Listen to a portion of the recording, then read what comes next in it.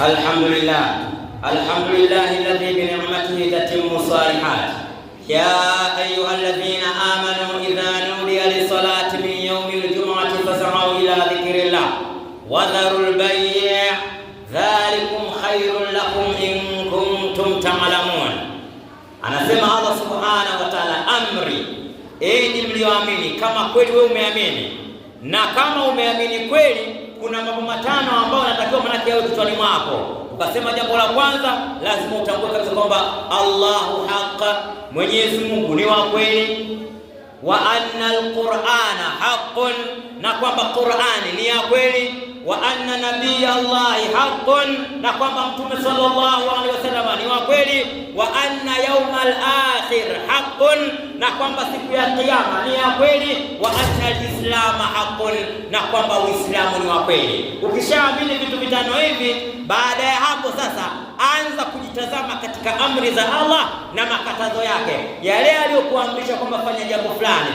Je, unayaendea kwa mujibu wa kumwogopa Allah au unayaendea kwa mujibu wa akili zako za kutuma?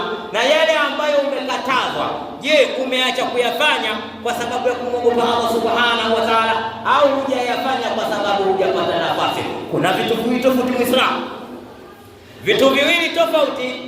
Anayeacha kufanya maasi kwa sababu ya kumwogopa Allah subhanahu wa ta'ala, na anayeacha kufanya maasi kwa sababu hajapata nafasi ya kufanya maasi.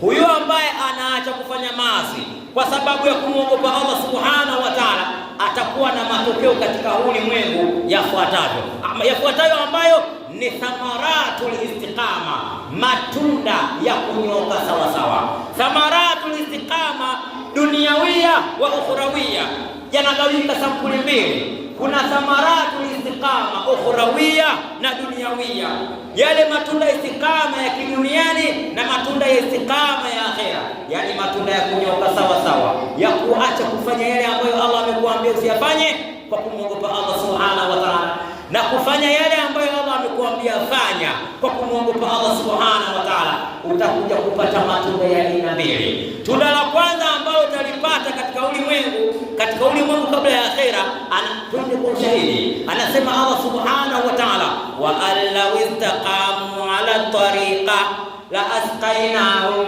ma'an ghadaqa. Lau wanadamu wangenyoka sawa sawa kwenye njia iliyonyoka, la asqainahum ma'an ghadaqa, tungewapa wao maji matamu, maji yenye kububujika. Na maana la asqainahum ma'an ghadaqa, maana yake maisha yako